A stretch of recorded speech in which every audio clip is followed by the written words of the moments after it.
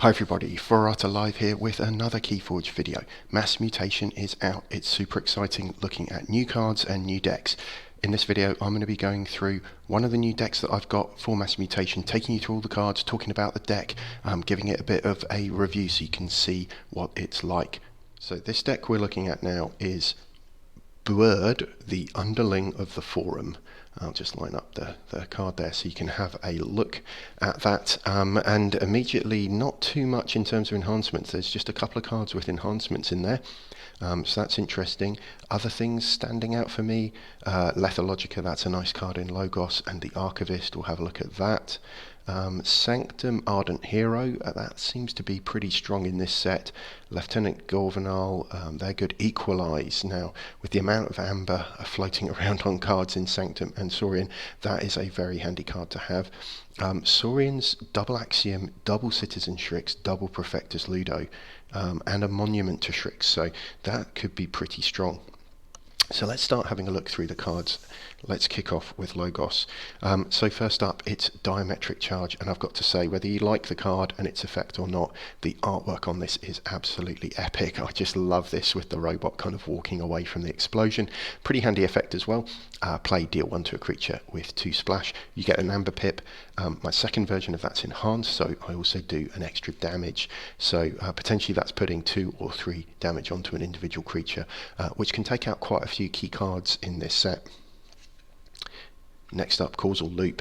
Really good action here. Archive a card, archive Causal Loop. So you'll be bringing this back in the future as well. Bouncing Death Quark, you know it, we love it, it's a great action, great way to clear the board if you've got enough out there. Standardized Testing, again another good action to see coming back. Destroy each creature with the lowest power and each creature with the highest power.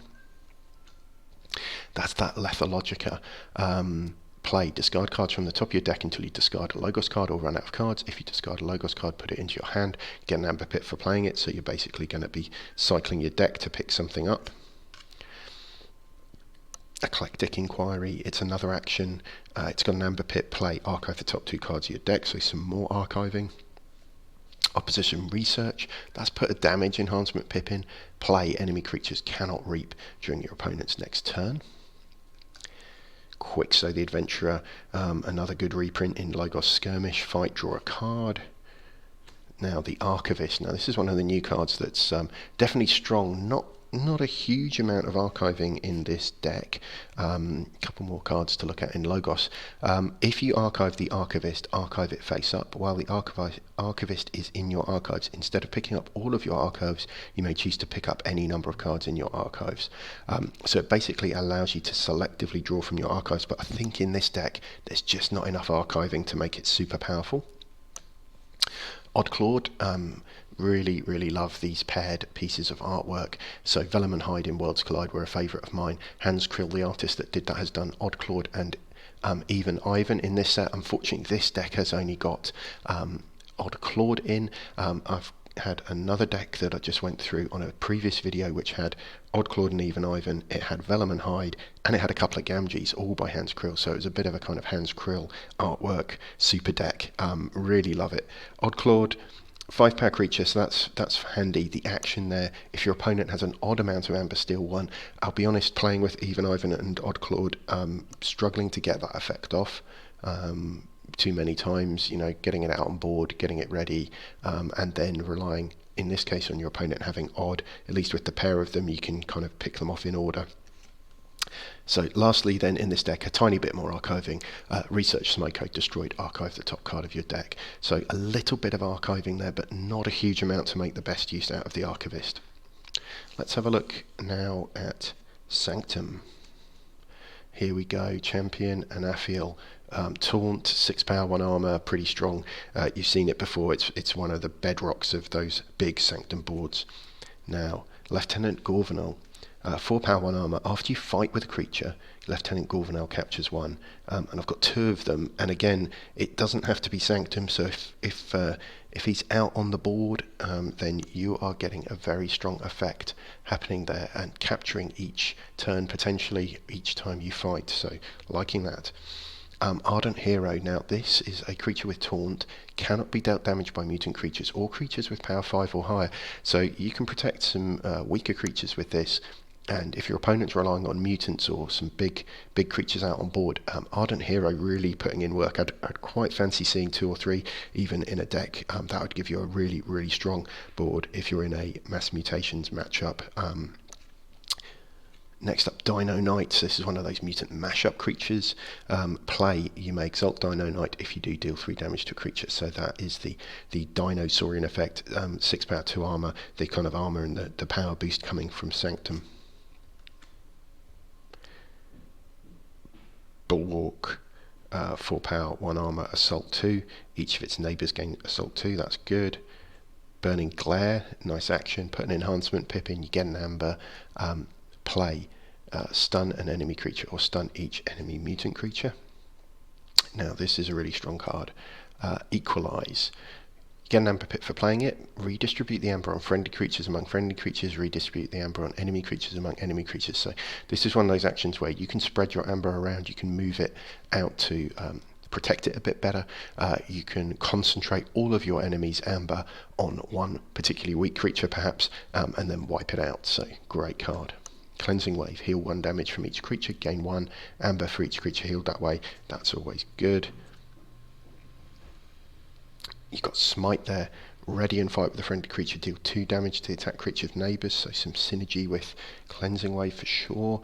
Font of the Eye, again a good artifact. It's an omni effect here. I think that's really important to note. If an enemy creature was destroyed this turn, a friendly creature captures 1, and you can trigger that every turn.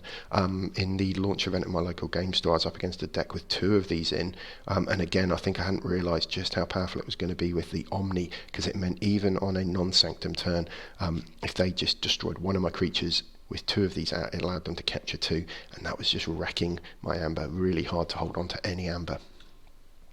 And lastly, a great upgrade here, Mantle of the Zealot. This creature gains, you may use this creature as if it belonged to the active house, so you're going to get to use whatever you put this on every turn. So really good card to have. Need to think what the best card to put that on is going to be. Now let's have a look through the Saurians here. So Lycosaurus, first of the mutant cards in this deck.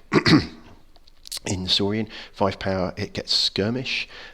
Play, you may exalt Lycosaurus if you do deal 3 damage to a creature. So the play effect there coming from the Saurian bit, Lyco, Untamed giving you Skirmish. Then I've got a double Prefectus Ludo. You really want to see that in this deck. Some of the really good common cards, including the Scutums and the Californian Ideals and the like, not reprinted in Mass Mutation, so no Scutums for you to protect that amber. So Ludo becoming really important. Good to see 2 in this deck. Then a couple of Citizen Shrixes. So that is the mutant form of Shrix. Play, Reap, Exalt Citizen Shrix, steal 1. So you're putting an amber on him through exalting, but you're getting to steal, so that is a pretty strong card. Then you've got Galeotops, 12 power, deals 4 damage when fighting. It's a big creature, nothing too exciting about that. Now I've got a double Axiom of Grisk, so some board control there, as long as your opponent's not got too much amber on the board. Patronage, it's got an damage enhancement.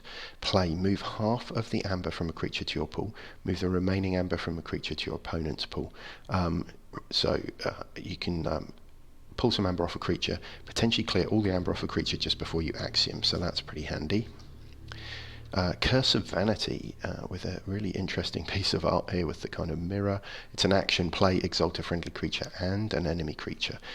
Gets you an amber pip.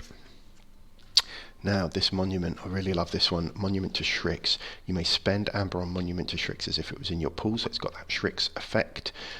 Move 1 amber from your pool, this is the action, sorry, move 1 amber from your pool to Monument to Shrix. If Shrix is in your discard pile, remember I've got a couple in this deck, move 1 from any player's pool to Shrix. So you're basically stealing 1 from your opponent's pool and putting it on here. Now if they've got some artifact control and can wipe the Monument, you don't want to have too much amber on it, but otherwise it's really good protection. And here we go with City Gates as well as an artifact at the end, a reprint. Action, a friendly creature captures 1. If it's a dinosaur, it captures 2.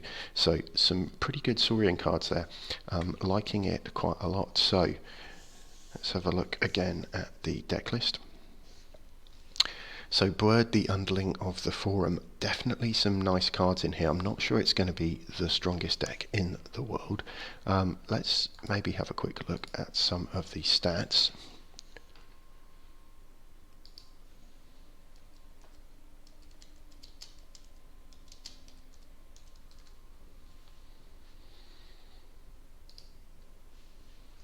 Okay, so looking at the deck list, there's a reasonable bit of amber control in there. You know, you've got City Gates, you've got the Citizen Shrixes, Perfectus Lido to protect stuff on board, Odd Claude, not thinking you'll get the steal off that. Fair bit of capture with the Lieutenant Gorvenals and the artifacts in there in Sanctum with the Font of the Eye, so that's pretty handy. Yeah, you've got a reasonable amount of amber control, so I think that's fine. It's kind of probably above average. Not so much amber on the cards themselves. Got 16 creatures, 16 actions, so a bit below average on the number of creatures, a bit above average on the number of actions, 3 artifacts, just that one upgrade, the Mantle of the Zealot, no key cheats, so it looks like it's okay in terms of speed. There's no artifact control, there's no key cheats, so it's not got everything going for it, but it's got some pretty nice cards in there. It's got some board control with the Axiom of Grisks and the Bouncing Deathquark. You've got some opportunities for a little bit of burst with like the Cleansing Wave and stuff like that.